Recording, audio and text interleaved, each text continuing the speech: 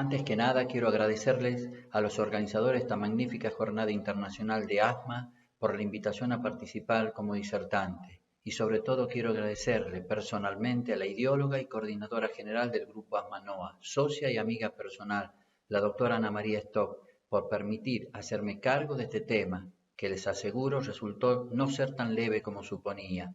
Y por eso la selección de la imagen de lo que sería la portada de mi charla, muchas letras en la cabeza para descifrar algo más que el título de Asma leve en la vida real. Esta imagen, por muchos conocida, nos recuerda que en el mundo hay más de 300 millones de pacientes con asma y que uno de cada 3 de estos asmáticos no está controlado. Me permito adelantarles que en la vida real de consultorio, muchos de estos pacientes no controlados son asmáticos leves que solo usan medicación aliviadora. Dentro de este escenario de asmáticos leves en la vida real, creí conveniente denudar y empezar a derribar mitos urbanos del pasado y del presente, como por ejemplo, el asma leve no existe, el asma leve es transitorio, dura un tiempo y como viene se va, el asma leve con el tiempo se cura, el asma leve no merece tratamiento alguno, el asma leve nunca progresa a formas más severas. Doctor, yo no tengo asma, tengo un principio de asma, tengo una asmita, tengo una hiperreactividad bronquial. Algunos de estos mitos, aún presentes en la actualidad, justifican en parte el porqué del asma leve es generador de muchas de las controversias actuales del asma en general, y también la razón por la cual el asma leve frecuentemente es subestimado por médicos y pacientes, lo que lleva a que sea mal interpretado por ambos, con la consecuencia de ser frecuentemente subdiagnosticado y a veces sobrediagnosticado, y por ende subtratado o sobretratado. En definitiva, es la razón por la que existe el asma leve no controlado. La prevalencia de asma leve tradicionalmente estuvo muy sesgada, entre un 50-80%, fundamentalmente por la falta de una definición unificada, razón por la cual en los ensayos clínicos la definición, evaluación y clasificación de gravedad fue evolucionando con el tiempo, desde cuantificar solamente los síntomas, la función pulmonar y el uso de medicación aliviadora en primera instancia, luego se agregaron la limitación de las actividades y la frecuencia de exacerbaciones. Por supuesto, todo esto antes del inicio de tratamiento de mantenimiento. Aquí les muestro en forma resumida la evolución histórica de la clasificación de severidad del asma, desde la evaluación tradicional de parámetros clínicos y parámetros de función pulmonar que justificaron su división primaria en asma intermitente y asma persistente, y al asma persistente lo dimensionaba en leve, moderado y grave, dejando por entendido que el intermitente era una forma de asma leve. Luego, en 2004, la ATS y la ARS, en forma conjunta, y posteriormente GINA en 2014, pronunciaron la clasificación de severidad del asma basada en el nivel de tratamiento necesario para conseguir un buen control de los síntomas y de las exacerbaciones. Tiempo después, la recomendación, sobre todo pensando en estudios epidemiológicos, se basó en el escalón de tratamiento actual, sin mencionar la gravedad.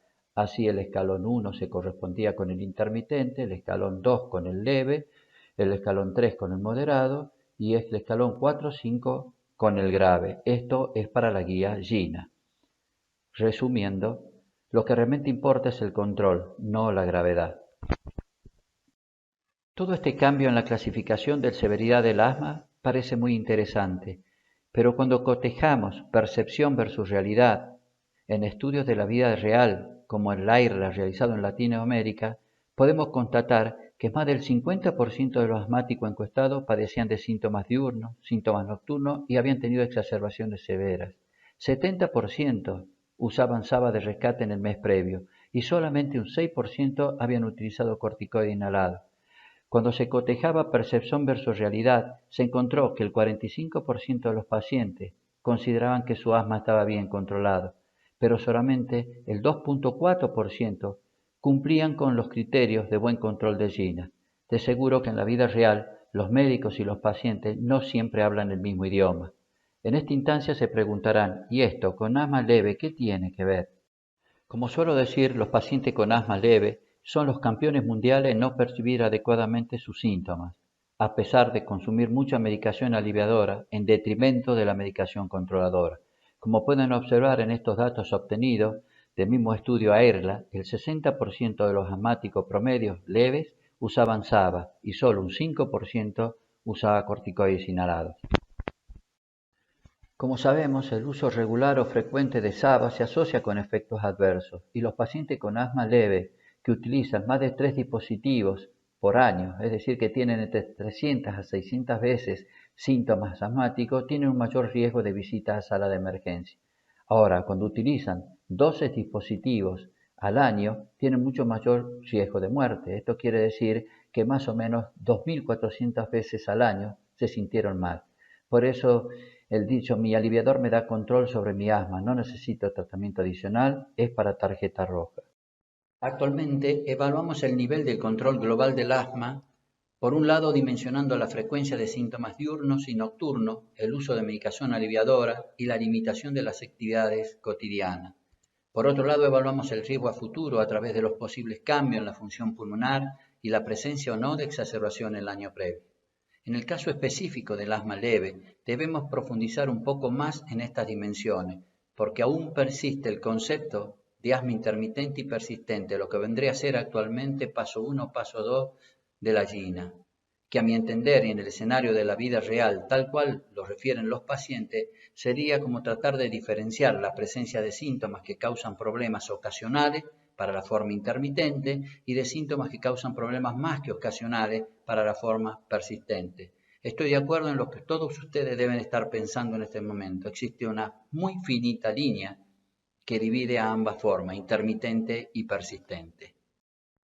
Respecto a este punto, y más específicamente hasta el año 2019, la guía GEMA 4.4 caracterizaba la clasificación de la gravedad, marcando esta diferencia entre intermitente y persistente, evaluando diferentes dominios como los síntomas diurnos, la medicación de alivio, los síntomas nocturnos, la limitación en la actividad, la función pulmonar y las exacerbaciones.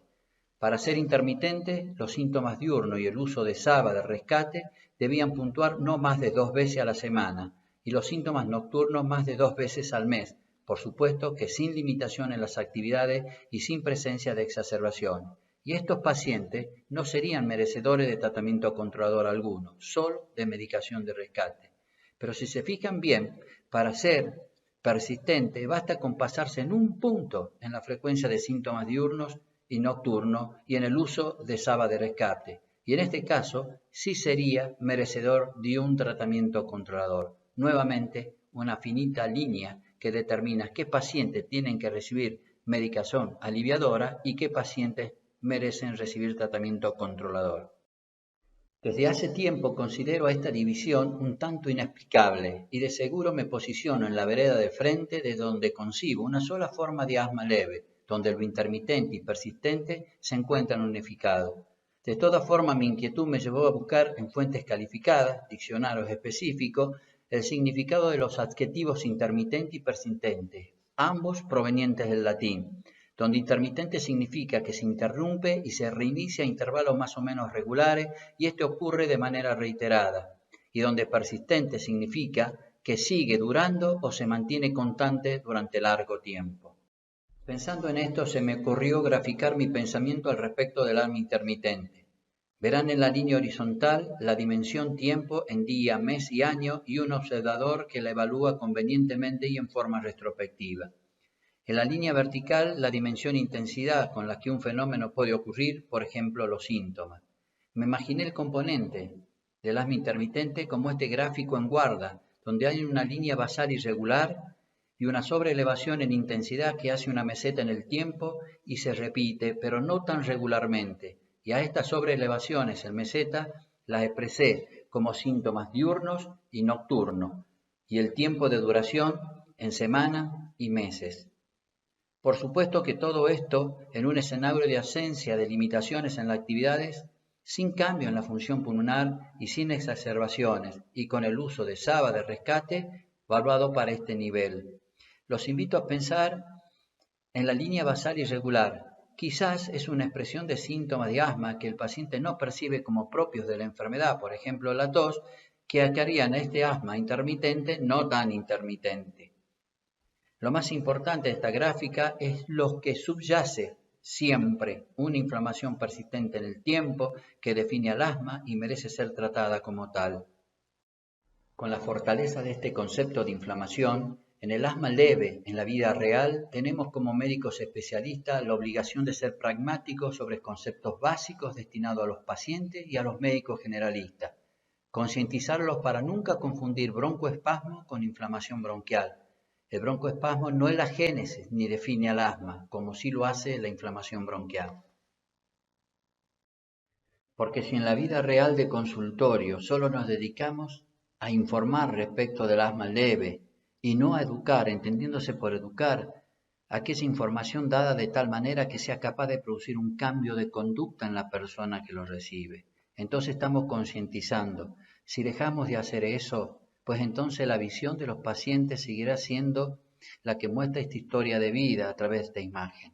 La mamá embarazada con un inhalador de rescate, ya su hija poco de nacer con un inhalador de rescate, la misma niña en la adolescencia con el mismo inhalador de rescate, ya de adulta previo a un ejercicio también el mismo inhalador de rescate y en la tercera edad se mantiene con los mismos a pesar que se la nota mucho más deteriorada. Un mensaje también para muchos de los médicos generalistas de atención primaria, que lejos en el tiempo quedaron anclados con los que le decían los tratados de medicina desde 1969, para quien el asma leve fue y es sinónimo de un SABA de rescate o viceversa. Por eso me encanta esta frase de Bertolt Brecht: la crisis se produce cuando lo viejo no acaba de morir y cuando lo nuevo no acaba de nacer. Y esto es válido tanto para la redefinición del asma leve unificado, nunca más intermitente o persistente, como también es válido para alertar y evitar el sobreuso de SABA de rescate y el claro déficit en el uso de medicación controladora para este nivel de asma. Para justificar parte de lo que anteriormente les comenté, es un buen momento para recordarle algunas verdades olvidadas en asma leve en la vida real. El nivel de gravedad es una propiedad intrínseca del asma, que refleja la intensidad de las anomalías fisiopatológicas como enfermedad inflamatoria, que muchas veces no se correlaciona con los síntomas. La mayoría de los asmáticos, 7 de cada 10, padecen de una enfermedad leve, intermitente o persistente, subdiagnosticada y no tratada convenientemente. Ambas formas aparentemente no graves del asma no deben subestimar su carácter inflamatorio. Esto lo remarcó muy bien GEMA 5.5. Pacientes con asma leve, con poca percepción de síntomas, pueden presentar exacerbaciones severas y muerte. Por esto es muy importante remarcar los riesgos del asma leve. En pacientes adultos con síntomas leves, menos de una vez por semana en los 3 meses previos, 1 de cada 3 presentaron episodios agudos, crisis. Un 16% presentaron asma casi mortal y entre un 15 y 20% mueren por asma. Esto es una expresión pura de asma en la vida real de consultorio, que muestra una interacción típica entre un médico y un paciente con asma leve. Quiero que se fijen detenidamente en la imagen, sobre todo en ese apretón de mano. Uno no sabe si es de bienvenida o despedida. Anita, ¿cómo estás hoy?, pregunta el médico. La verdad es que estoy muy bien. Perfecto, Anita. Entonces seguimos con el mismo tratamiento. Secretaria, que pase el próximo paciente, por favor. Sí, correcto, doctor, dice Anita, pero piensa para sí mismo. Si me hubiera preguntado por cómo estaba la semana pasada, el aprendizaje que nos deja esta relación de consultorio es que no por tener asma leve, aparentemente controlada, se merece una consulta breve. Relacionado al breve diálogo de consultorio que les relaté, les muestro una revisión de la carga y manejo del asma leve en adultos y las implicancias que esto tiene para la práctica clínica. Se realizó una búsqueda bibliográfica en PubMed para investigar la carga del asma leve en la vida de los pacientes, evaluando 3 dominios: control del asma, riesgo futuro y estrategias actuales de tratamiento. Se definió asma leve, según Gina, como aquel asma controlada con tratamiento de baja intensidad, paso 1, paso 2, lo cual implicaría corticoides inhalados a bajas dosis. Constataron que el asma leve a menudo no está bien controlado en la vida real, y esto ocurre como consecuencia que los corticoides inhalados se prescriben de modo insuficiente, se usan mal y de modo intermitente, Tantos médicos y pacientes sobreestiman el nivel de control, afectando así el diagnóstico y tratamiento. Existe falta de una buena comunicación entre pacientes y médicos. Recuerden el diálogo de la paciente Anita y el doctor digital. Digital porque solo le dio la mano y no una mano con su enfermedad. Conclusión. Los resultados de esta búsqueda bibliográfica cuestionan el término de asma leve y sugieren estrategias para mejorar el tratamiento proactivo y regular con corticoides inhalados que de seguro aumentan el nivel de control de los síntomas y disminuyen el riesgo de las exacerbaciones al controlar la inflamación subyacente. Cuando uno ve esta imagen puede imaginarse una paciente con asma leve que viene sin síntomas y esta hendidura significa la aparición de los síntomas característicos en tiempo y forma del asma intermitente. O bien puede significar que esta paciente viene ya con síntomas característicos del asma intermitente y cada tanto cae en una profunda grieta que son exacerbaciones y pérdida de la función pulmonar. El ejemplo que recién les mostré me da pie para mostrarles este análisis sistemático respecto de la implicancia de las exacerbaciones en el asma leve. También es una búsqueda bibliográfica en PubMed utilizando como palabra clave asma leve más al menos un tratamiento. Se obtuvieron datos de estudios randomizados controlados y estudios observacionales publicados entre el año 1990 y 2019. Las principales variables evaluadas para estudios prospectivos fueron las definiciones de asma leve y de exacerbaciones, las tasas de exacerbaciones iniciales o basales, las exacerbaciones de los grupos que recibieron placebo. No se pudo realizar un metaanálisis de la tasa de exacerbaciones por la gran variedad de definiciones en las mismas. Se identificaron menos 6 tipos diferentes de definiciones de asma leve, demostrando una marcada heterogeneidad en las definiciones. No obstante, se aseguró la inclusión exclusiva de pacientes con asma leve. Conclusión. Hasta un 22% de los pacientes tuvieron al menos una exacerbación grave o se hospitalizaron en el año previo. Y en los estudios randomizados controlados, la tasa de exacerbaciones graves en los receptores de placebo y que solo utilizaron un SABA de rescate como único tratamiento, llegaron a tener hasta 3 eventos al año. Esta es la diapositiva que por obviedad la denominé linterna verde y que trata de la diferencia entre la percepción de lo ideal y lo real en el asma leve. Es esperable que el paciente que vive en la zona verde conviva con formas leves de asma, o alternativamente se esperaría que los asmáticos leves convivan siempre en la zona verde. ¿Y qué significa zona verde? Es esta zona de confort que tienen los pacientes donde viven sin síntomas diurnos, sin síntomas nocturnos, sin limitaciones para las actividades habituales, sin uso de medicación de rescate, tienen un funcional respiratorio dentro de valores normales y no tienen exacerbaciones. Para recordar, los pacientes con asma leve suelen tener una percepción deficiente de sus síntomas. Esto ya lo hablamos anteriormente. Suelen sobreestimar su nivel de control del asma y esto también lo reforzamos anteriormente. Suelen correr el riesgo de padecer exacerbaciones graves. Dentro de este escenario de la vida real, entonces los asmáticos no bien controlados tienden a considerarse completamente o bien controlados, a pesar de tener síntomas que ellos mismos subestiman. Saber cómo tratar a estos pacientes, pero también cómo evaluar su riesgo futuro, es decir, el riesgo de tener exacerbaciones o pérdida de su funcional respiratorio, pueden marcar la diferencia en términos de resultados clínicos y pronóstico futuro. Esta imagen la tomé del Congreso de la IARES 2020. Se trata de una discusión del caso clínico de la vida real de una paciente con asma leve. Los personajes, el profesor Alberto Papi de Italia y la profesora Susana Diamant de Suecia, quienes al final de la discusión dijeron una pregunta que quedó flotando sin respuesta. ¿El asma leve progresa?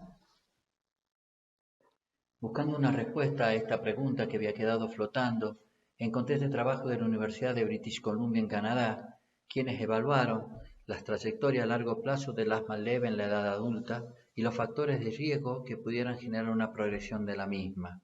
Ellos tenían como premisa que el curso clínico del asma leve y los factores de riesgo para progresión aún no habían sido debidamente estudiado. Incluyeron casi 71.000 pacientes con asma leve, con una edad promedio de 31 años, 62% mujeres, y esto lo hicieron entre el año 1997 y 2012.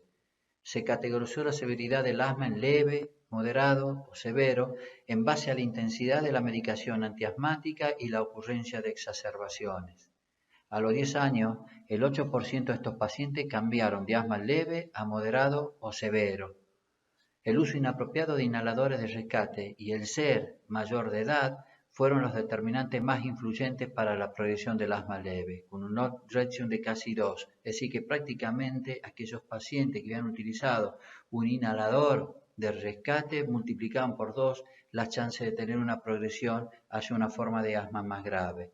El asma leve se mantiene estable en el tiempo en la mayoría de los pacientes, vimos que solamente el 8% en 10 años, pero el uso inapropiado de medicación de rescate se asocia con un peor pronóstico.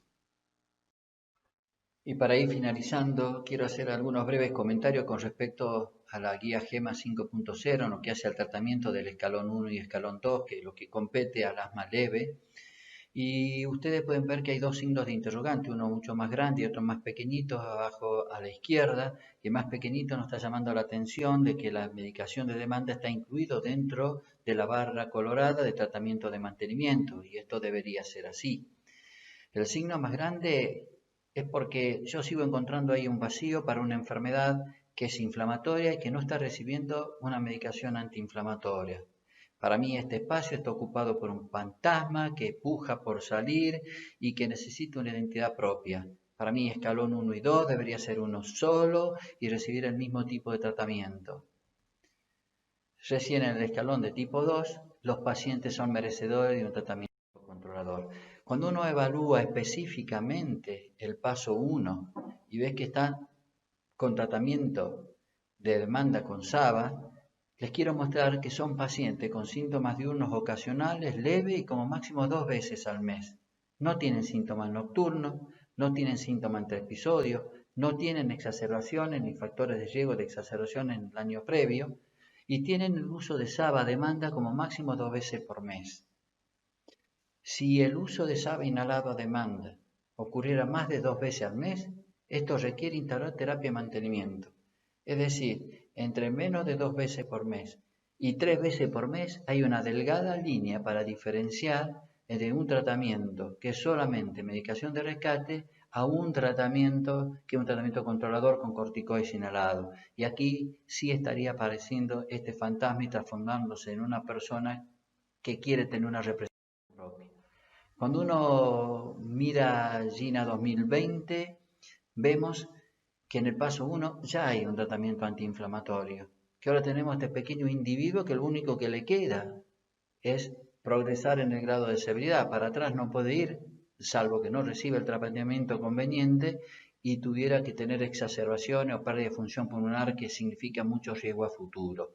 Entonces, uno se siente contento cuando ahora ves que ya no hay un fantasma en este paso 1 y que hay un paciente con identidad propia que merece un tratamiento antiinflamatorio por la característica de la enfermedad.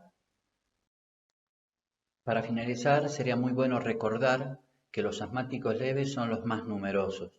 Recordar también que la identificación y manejo de los asmáticos leves en la vida real es más complejo de lo que uno piensa. Recordar que los asmáticos leves pueden progresar a formas más graves de asma si no se tratan convenientemente.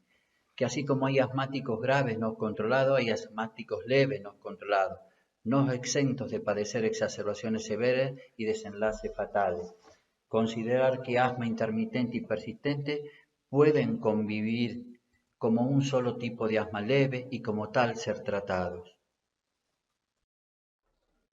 Creo que ha llegado el momento de empujar estas dos piezas para la unificación de un solo asma leve, hasta tanto las guías de asma de la vida real estén con nosotros y nos seguimos preguntando ¿para cuándo? Los dejo con este magnífico pensamiento de Charles Chaplin, mientras les digo feliz Día de la Madre para mañana a todas las madres que están participando de este evento.